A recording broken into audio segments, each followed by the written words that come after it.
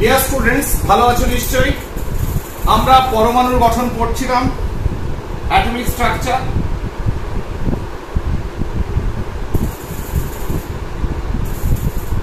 আমাদের energy calculation হয়ে গেছে এবং সেখান থেকে আমরা ল্যামডা অর্থাৎ তরঙ্গ দৈর্ঘ্য, তরঙ্গ সংখ্যা, এগুলো কি করে বার করতে হয়, রিডবার্গের ধ্রুবক, velocity of electron, radius of electron, ব্যাসার্ধ, গতিবেগ সব বার করেছি, যেটাকে বোর রেডিয়াই বলছে।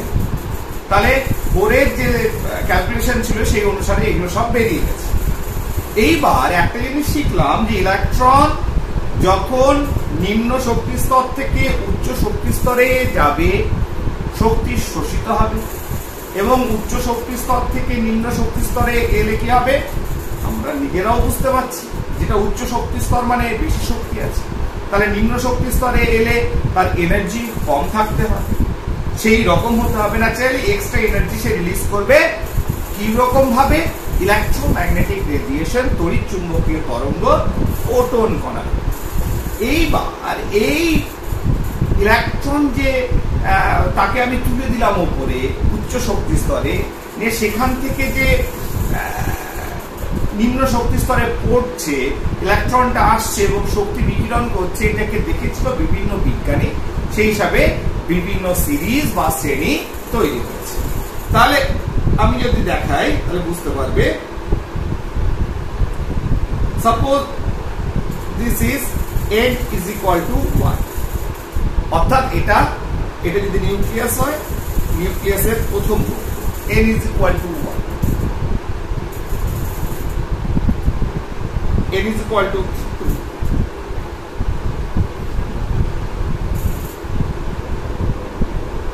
n is equal to 3, n is equal to 4, n is equal to 5, n is equal to 6, তার মানে K L M N O P। আরেকটা করে দিচ্ছি, n is equal to n, যে কোনো হতে পারে। ক্লিয়ার? তাহলে এক্ষেত্রে এর energy E1, E2, E3, E4, E5, E6। এইবার তাহলে ইলেকট্রনটাকে তুমি তুলে দিয়েছো nth অরবিটে, সেখান থেকে পড়তে পারে কি পড়তে পারে, ইলেকট্রনটা তার লোয়ার যে শেল রয়েছে সেখানে আসতে পারে ফর ওয়ান ইলেকট্রন সিস্টেম আমি ধরে নিচ্ছি।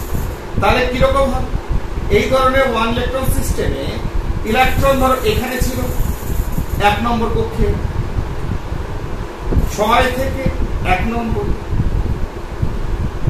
5 থেকে 1 নম্বর, 4 থেকে, তাহলে 6 থেকে 5 থেকে 4 থেকে 3 থেকে 2 থেকে। তাহলে ইলেকট্রন যখনই উচ্চ শক্তি স্তর থেকে নিম্ন শক্তি স্তরে পড়বে তখনই শক্তি বিকিরণ করবে, শক্তি ছাড়বে। তাহলে এখানে একটা বর্ণালীতে শ্রেণী পাচ্ছে, ঠিক আছে? এটাকে বলে লিম্যান শ্রেণী।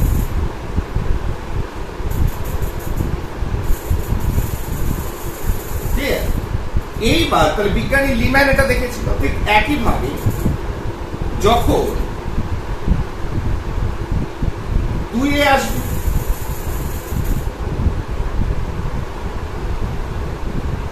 সেক্ষেত্রেও শক্তি বিকিরণ হবে, এটাকে বলা হয়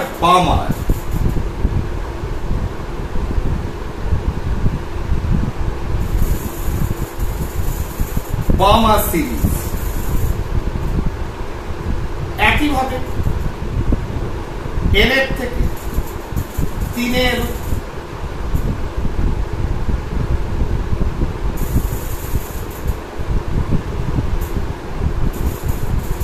এটাকে বলে পাশ্চেন বা প্যাশন শ্রেণী। ক্লিয়ার?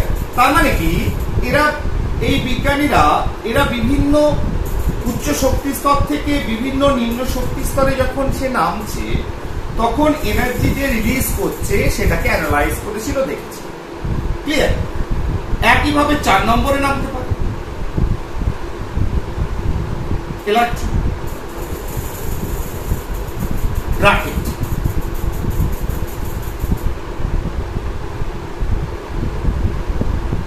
ব্র্যাকেটসে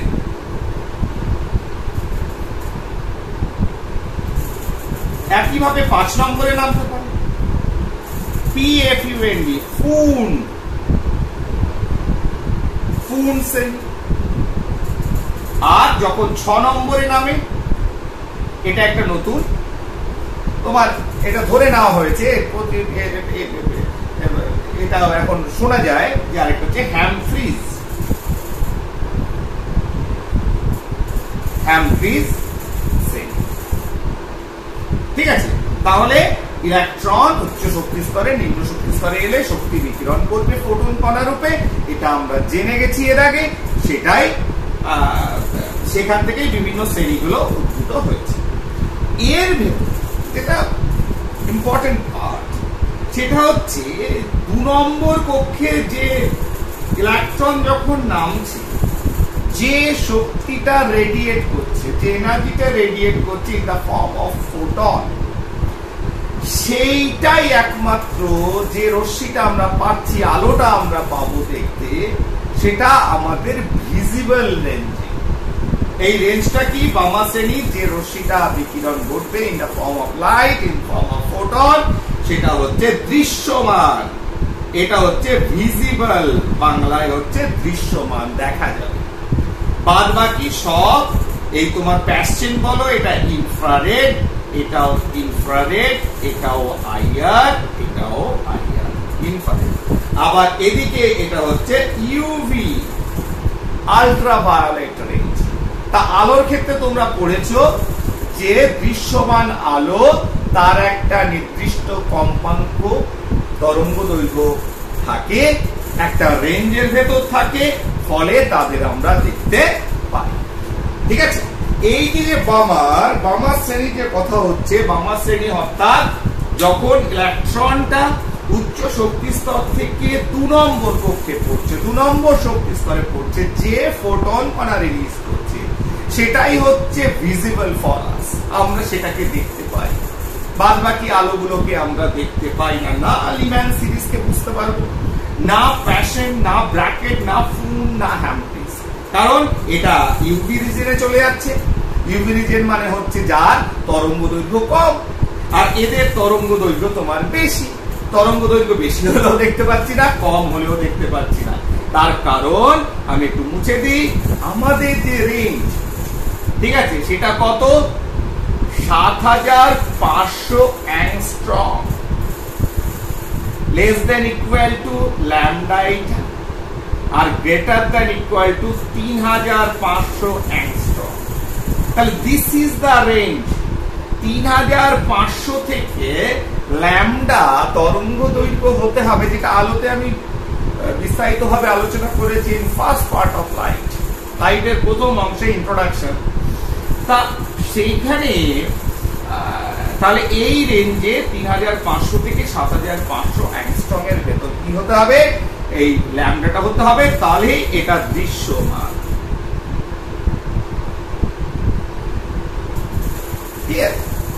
তাহলে এবার বামার শ্রেণীতে দেখা গেছে এটা 4000 অ্যাংস্ট্রম থেকে, যে সেটা 2 নম্বর, তারপরে 2 নম্বরে 3 থেকে 2 এ পড়ুক, 4 থেকে 2 এ পড়ুক, 5 থেকে 2 এ পড়ুক, সেই রেঞ্জটা কত? ল্যামডা 4000 অ্যাংস্ট্রম থেকে 7500 অ্যাংস্ট্রম। তাহলে এই রেঞ্জে, অর্থাৎ ভিজিবল রেঞ্জে আমি পেয়ে যাচ্ছি দৃশ্যমান যে রেঞ্জ, সে তার ভেতরে আমি পেয়ে যাচ্ছি, যার জন্য বামার শ্রেণীটা এই যে ইলেকট্রন যে ফোটন কণাকে ছাড়ছে ফর ইমিশন স্পেকট্রাম, বর্ণালীর ভেতরে, এই বর্ণালীটাকে আমরা শুধুমাত্র দেখতে পাব। ক্লিয়ার? এইবার দেখো দেখিনি, তাহলে এটাই যদি হয়ে থাকে, তাহলে আমরা একবার প্রিজমে ফেলে দেখি না ঘটনাটা কি ঘটছে। তাহলে এটা হচ্ছে ধরো হাইড্রোজেন ল্যাম্প, আলো এলো, প্রিজমের ভেতর ফেললাম, প্রিজমের ভেতর ফেললে ধরো 4 থেকে 2, 3 থেকে 2 যে আলোগুলো আসছে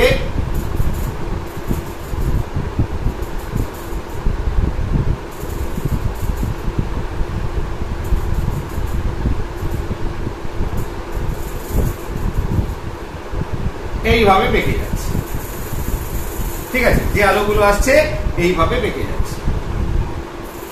তাহলে এই যে এখানে বর্ণালী তৈরি হলো, একটা বর্ণালী বীক্ষণ যন্ত্র হোক বা কোনো পর্দা হোক, তাহলে এইটা কি, এটা হচ্ছে বামার শ্রেণী। এই বামার শ্রেণীর জন্য ইলেকট্রন যখন উচ্চ শক্তি স্তর থেকে 2 নম্বরে পড়ছে, তখন যে ফোটন কণা বিকিরণ ঘটছে, যে রিলিজ করছে, এনার্জি রিলিজ করছে ইন টার্মস অফ ফোটন, আলোটা, এই আলোটা এখানে পড়বে। এবার লিম্যান সিরিজের ক্ষেত্রে কি হচ্ছে, লিম্যান শ্রেণী হচ্ছে ইউভি রিজিয়ন, অর্থাৎ যখন ইলেকট্রন তো শুধুমাত্র 2 এ পড়েনি, ইলেকট্রন 1 এও পড়েছে, উচ্চ শক্তি স্তর থেকে 1 নম্বরেও পড়ছে। তাহলে 1 নম্বরে পড়লে সে যে এনার্জি রিলিজ করবে, ধরো বেঁকে গেল আলো। কেন বেঁকবে এটাও আমরা আলোতে পড়েছি, ঠিক, তার কারণ এদের যে তরঙ্গ দৈর্ঘ্য এটা অনেক কম হয়। তরঙ্গ দৈর্ঘ্য যত কম হবে, এনার্জি যত কম হবে, গাড়ির চাকা তত বেশি কাদায় বসবে, যেটা আমাদের একটা সুন্দর এক্সপ্লেনেশন আমরা দিয়েছিলাম লাইটের ক্ষেত্রে। ফলে সেটা কি হচ্ছে, আরো বেশি বেঁকে যাচ্ছে। তাহলে সেটা যদি বেঁকে যায়, তাহলে এটা হচ্ছে ধরো লিম্যান। এইটা কিন্তু আমরা দেখতে পাচ্ছি না, এটা আমরা দেখতে পাচ্ছি। তার কারণ আমাদের যে ভিজিবল রেঞ্জ 3500 থেকে 7500 অ্যাংস্ট্রম, তার ভেতরে এটা পড়ছে। ফলে ইলেকট্রন যখন 2 নম্বর কক্ষে উপনীত হচ্ছে, যে এনার্জি রিলিজ করছে, সেটা যে কোনো লেভেল থেকে হোক, যে কোনো হায়ার এনার্জি লেভেল থেকে হোক, উই ক্যান সি দ্যাট, এটাকে আমরা দেখতে পাচ্ছি।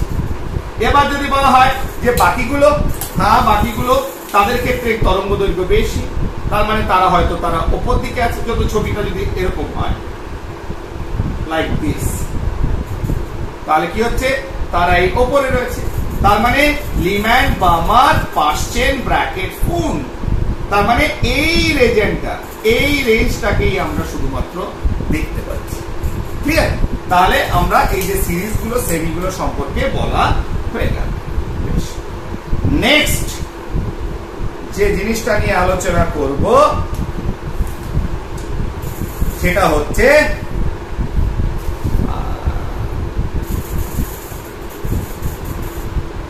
de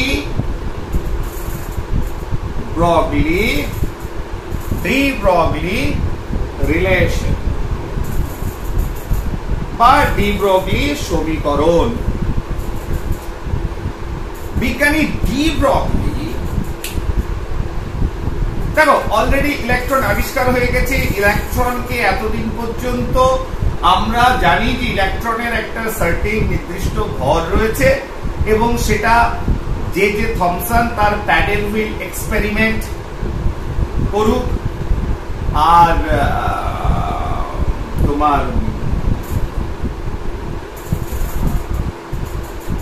তোমার ক্রস চিহ্ন রাখুক, প্যাডেল হুইল এক্সপেরিমেন্ট করুক, সেখানে দেখেছি যে it has certain velocity, certain mass. তাহলে it's act like a particle, একটা কণার মতো আচরণ করছে ইলেকট্রন। ঠিক আছে, তাহলে কিসের মতো আচরণ করছে? ইলেকট্রন কণার মতো। ক্লিয়ার? এইবার কিছু এক্সপেরিমেন্ট পরবর্তীকালে কিছু এক্সপেরিমেন্ট, সেটাকে 1 নম্বর হচ্ছে ডেভিসন, 2 নম্বর হচ্ছে জিপি থমসন,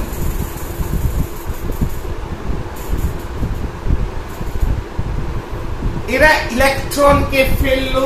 এক হচ্ছে নিকেল ক্রিস্টালের উপর, আর এ ফেললো গোল্ড ফয়েলের উপর, নিকেল ক্রিস্টালের উপর ফেলে ইলেকট্রনটাকে প্রতিফলিত মানে রিফ্লেক্টেড করলো, আর এ গোল্ড ফয়েলের ভেতর দিয়ে পাস করানোর পর যে বর্ণালী পেল, সেই বর্ণালীর যে প্যাটার্ন সেটা খানিকটা ওয়েভের মতো। কিসের মতো? সেই বর্ণালীর প্যাটার্ন হচ্ছে লাইক ওয়েভ। কিরকম? যেমন এক্স রে তৈরি করে। তাহলে ইলেকট্রন, ডেভিসন, জেপি থমসন এদের এক্সপেরিমেন্ট যেটা করেছিল, ঠিক আছে, তাহলে তার যে বর্ণালী তৈরি হয়েছিল, তার যে প্যাটার্ন তিনি লক্ষ্য করেছিলেন, তারা দেখছিল যে ইলেকট্রনের কিসের মতো? তরঙ্গর মতো ধর্ম রয়েছে, ওয়েভ ক্যারেক্টার রয়েছে ইলেকট্রনের। ক্লিয়ার? তাহলে এই ধরনের এক্সপেরিমেন্টেশন, এটা আজ নয়, বহু অনেকদিন আগে 1928 তোমার 1928 এই ধরনের এক্সপেরিমেন্ট পারফর্ম হয়েছিল। তা এইটাকে হয়তো এক্সপেরিমেন্টেরও আগে এই ধরনের মানে এই ধরনের এক্সপেরিমেন্ট ওই সময়টাই আশেপাশে তৈরি করা হয়েছিল, যেটা ডি ব্রগলি অনুভব করেছিল, রিয়েলাইজ করেছিল, এবং যেটা এক্সপেরিমেন্টেশনের মাধ্যমে পরবর্তীকালে প্রমাণিত হয়েছিল যে একটা মাইক্রোস্কোপিক পার্টিকেল, একটা ছোট্ট কণা, তার ভেতর যেমন কণাধর্মী আছে, তেমনি তার ভেতর কি রয়েছে? তরঙ্গ ধর্ম বর্তমান রয়েছে। কি ধর্ম? তরঙ্গ দৈর্ঘ্য বর্তমান আছে, যেটা এক্সপেরিমেন্টালি দেখা গেল হ্যাঁ ট্রু। ইলেকট্রনের ভেতর কণা ধর্মের সঙ্গে সঙ্গে, পার্টিকেল নেচারের সঙ্গে সঙ্গে তরঙ্গ ধর্ম বর্তমান। তাহলে সেটাই যদি হয়, যেটাকে ইলেকট্রনের দ্বৈত সত্তা হচ্ছে, দু ধরনের সত্তা কাজ করছে। একটা হচ্ছে সেই কণার মতো আচরণ করছে, সেটা ফটো ইলেকট্রিক এফেক্ট হোক, ব্ল্যাক বডি রেডিয়েশন হোক, এই ধরনের কিছু ফেনোমেনা পরবর্তীকালে তার পার্টিকেল নেচার কণা ধর্মকে সমর্থন করে। একইভাবে ডেভিসন, থমসনের এক্সপেরিমেন্ট শো করে যে ওর ভেতর কণা ধর্ম বর্তমান। এবং আমরা দেখি তো যে ইলেকট্রন যখন তার এনার্জি রিলিজ করে in terms of photon, photon কণা রূপে রিলিজ করে। ক্লিয়ার? তাহলে সেটাই যদি হয়, তাহলে এই ধরনের মাইক্রোস্কোপিক পার্টিকেল কণার যে এনার্জি, তাহলে এনার্জি যখন সে কণাধর্মী is equal to MC square, যেটা আইনস্টাইন রিলেশন, আইনস্টাইনের সমীকরণ। তাহলে যখন সে কণা ধর্ম প্রদান করছে, পার্টিকেল নেচার শো করছে, একইভাবে প্ল্যাঙ্কস কোয়ান্টাম থিওরি। আরেকটা জিনিস বলে দিচ্ছি, এই যে পার্টিকেলের কণার যে দুটো ধর্ম রয়েছে, শুধুমাত্র কণা ধর্ম নয়, তার সঙ্গে ওয়েভ ক্যারেক্টারও রয়েছে, সেখান থেকেই কিন্তু এই কোয়ান্টাম মেকানিক্স এর জন্ম। অর্থাৎ মডার্ন ফিজিক্স সেখান থেকে শুরু হচ্ছে। তার আগে আমাদের কোয়ান্টাম মেকানিক্স এর আগে ছিল হচ্ছে ক্লাসিক্যাল মেকানিক্স। নিউটন যেটা নিয়ে কাজ করতো, নিউটন সবকিছুকে, নিউটন কিন্তু কখনো ভাবেনি যে there is some wave character in particles, সেটা ম্যাক্রোস্কোপিক হোক আর মাইক্রোস্কোপিক হোক, ছোট, ঠিক আছে না? ক্লাসিক্যাল মেকানিক্স সেখানে রান হতো, যেখানে পার্টিকেল নেচার নিয়ে কাজ হতো। তো যাই হোক, তাহলে ইলেকট্রনের যদি এই দ্বৈত সত্তা বর্তমান থাকে, তখন বিজ্ঞানী ডি ব্রগলি বলল কি, যে ইজ ইকুয়াল টু তাহলে এইচ নিউ তো হবে।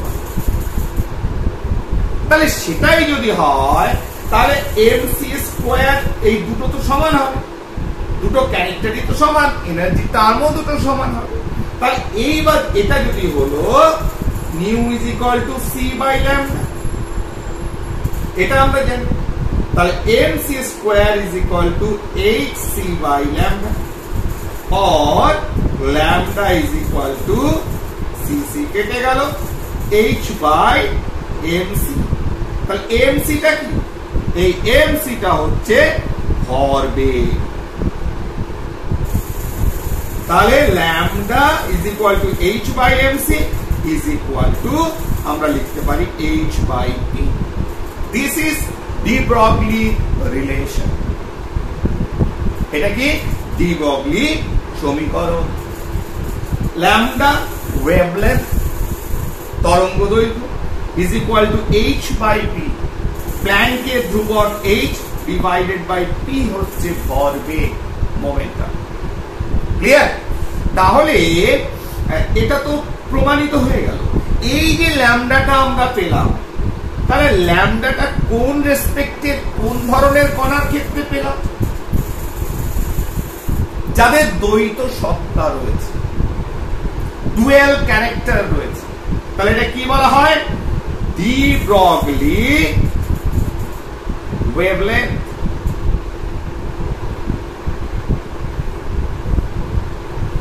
এটা কি de Broglie wavelength, de Broglie তরঙ্গ দৈর্ঘ্য। ক্লিয়ার? তাহলে এইটুক তো আমরা বুঝতে পারলাম যে ইলেকট্রনের মতো একটা ক্ষুদ্রাতি ক্ষুদ্র কণা, তার ভেতরে দুটো ক্যারেক্টার বর্তমান। একটা তরঙ্গ রূপে ওয়েভ ক্যারেক্টার, আরেকটা হচ্ছে কণা ধর্ম, যেটা এক্সপেরিমেন্টালিও করে দেখা গেছে। ঠিক আছে?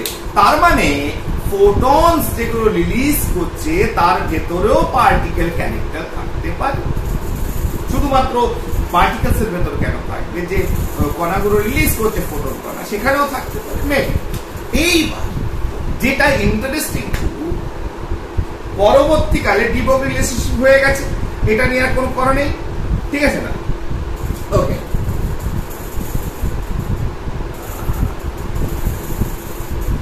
তাহলে এইবার যেটা চলে আসি, বিজ্ঞানীর নাম আসে, এটা হচ্ছে আইনস্টাইন। বিজ্ঞানী আইনস্টাইন এরপরে এটা নিয়ে ভাবতে আরম্ভ করলো। ঠিক আছে?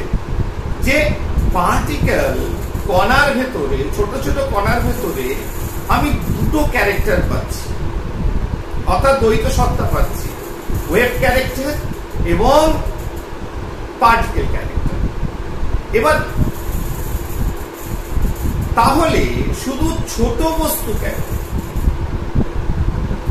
তাহলে কি যে কোনো বস্তু, সেটা ইলেকট্রন, প্রোটন, নিউট্রন হতে পারে, সেটা হতে পারে ছোট একটা বল, সেটা হতে পারে আমরা তোমরা, বাড়ি ঘর, চেয়ার। ঠিক আছে না? তাহলে এখানে যে কোনো পার্টিকেলের কি এই বোধ দুটো ক্যারেক্টার থাকতে পারে? বললো না, সবার ভেতরে থাকতে পারে। বলে কাদের ভেতর থাকতে পারে? যাদের ভেতর জাড্য ধর্ম রয়েছে, ইনার্শিয়া রয়েছে, তাদের ভেতর কিন্তু দুটো ক্যারেক্টারই থাকতে পারে। অর্থাৎ আমি যদি ছুটে যাই, তখন আমার ভেতর যে কণাধর্মী বর্তমান, আমি সোজা ছুটে যাচ্ছি, হতে পারে কোনো ওয়েভ তৈরি হচ্ছে, হতে পারে। তার মানে ডি ব্রগলির যে চিন্তা ভাবনা for microscopic particle like electron, A moving particle like electron, তার মতো সেই চিন্তা ভাবনাটাকেই বিজ্ঞানী আইনস্টাইন একটা বড় পেরিফেরিতে ফেললেন এবং তিনি বললেন যে যে কোনো moving particle, moving object, maybe ছোট মেবি বড়, সেটা হতে পারে একটা গাড়ি, সেটা হতে পারে যে কোনো এই ইউনিভার্সে, ঠিক না, তার ভেতর একটা দ্বৈত সত্তা রয়েছে, অর্থাৎ তার পার্টিকেল নেচার যেমন আছে, তার সঙ্গে একটা ওয়েভ ক্যারেক্টারও বর্তমান। এবং নতুন টার্ম তিনি নিয়ে এলেন, ম্যাটার ওয়েভ।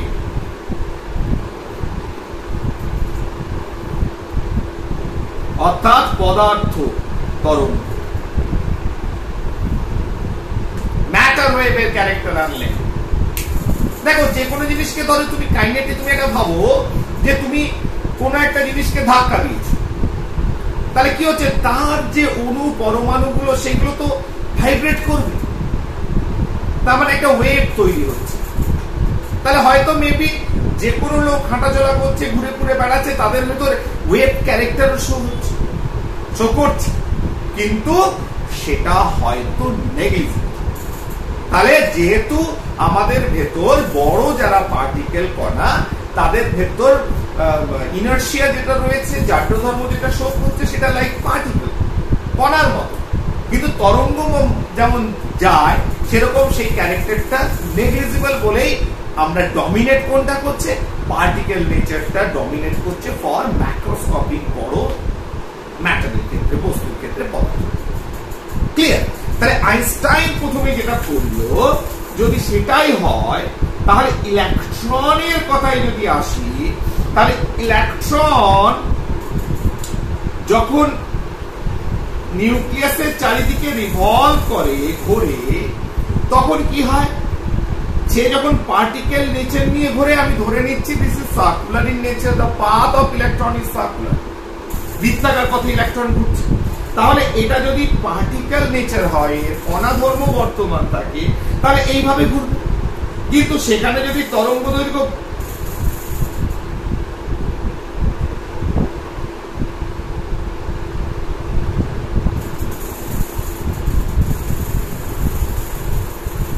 তাহলে এইভাবে ঘুরবে, ঠিক কিনা? সে কিভাবে ঘুরবে? এইভাবে ঘুরবে। আবার ইলেকট্রন, তিনি কি বললেন, ইলেকট্রনের মতো ছোট কণা যখন মুভ করছে, তখন যে তরঙ্গ আকারে ঘুরছে, সেটা ঘোরাটাও একটা নির্দিষ্ট করেছে। কিরকম? যে এর যে তরঙ্গ নিয়ে ঘুরছে, সেটা যদি এরকম হয় যে এই দিকে এনার্জি রিলিজ করে দিয়েছে, আবার এদিক থেকে শুরু হচ্ছে, এইভাবে করলে হবে না।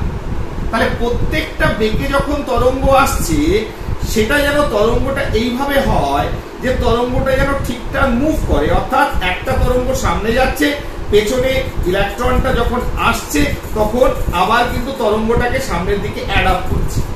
অর্থাৎ তরঙ্গ যেন সেইভাবেই এই ছোট পার্টিকেল মুভ করে, যেটা আইনস্টাইন অবজারভেশন, যে যেন একে অপরকে ক্যান্সেল না করে, ওয়েভ যেন একে অপরকে কেটে না দেয়। যাই হোক, সেটা ইস্যু নয়। এবার যেটা ইস্যু হচ্ছে, যেটা বলা ছিল, টুকটাক ইনফরমেশন দিয়ে দিচ্ছি, অতটা এক্সটেন্ড করবো না, তবে সেটুকুই পড়াবো যেটা ক্লাস 9 থেকে শুরু হয়েছিল। 9-এ যেটুকু দরকার নেবে, ক্লাস 11-এ যেটুকু দরকার নেবে, যারা জয়েন্টের পরীক্ষা দেবে, এন্ট্রান্স এক্সামিনেশন দেবে, তাদের যেটুকু লাগবে তোমরা নেবে। আশা করি সব জিনিসের, সব ধরনের ফুড ইজ হিয়ার, ঠিক আছে? এই চ্যাপ্টারের ভিতরে সব ধরনের খাবার, সব অ্যারেঞ্জমেন্ট করা আছে, করা থাকছে, এবং যেভাবে এগোবো সব অ্যারেঞ্জমেন্ট করতে করতে এগোবো। তা যাই হোক, সেটাই যদি হয়, তাহলে দেখো ইলেকট্রন যদি এভাবে মুভ করে, তাহলে কোন পেরিফেরিতে মুভ করছে? অ্যাট রেডিয়াস r যদি হয়, তাহলে 2 পাই r রেডিয়াসে মুভ করছে। তাহলে 2 পাই r এসে যদি ভাবি this is a complete wave, তাহলে এটা যদি ল্যামডা হয়, তাহলে এখান থেকে একটা যদি কমপ্লিট ওয়েভ তৈরি হয়, এখান থেকে ধরো এটা একটা ওয়েভ, তাহলে এখান থেকে উঁচু হয়ে নিচে, this is a wave lambda. তাহলে এইভাবে is equal to n lambda. এবার ডি ব্রগলির যেটা ওয়েভলেন্থ আমি পেয়েছি, তাহলে এখানে যেহেতু দ্বৈত সত্তা ক্রিয়েট করছে, তাহলে 2 pi r is equal to n into h by mc by mv, বা और mv এখানে নিয়ে এসো, mvr is equal to nh by 2 pi.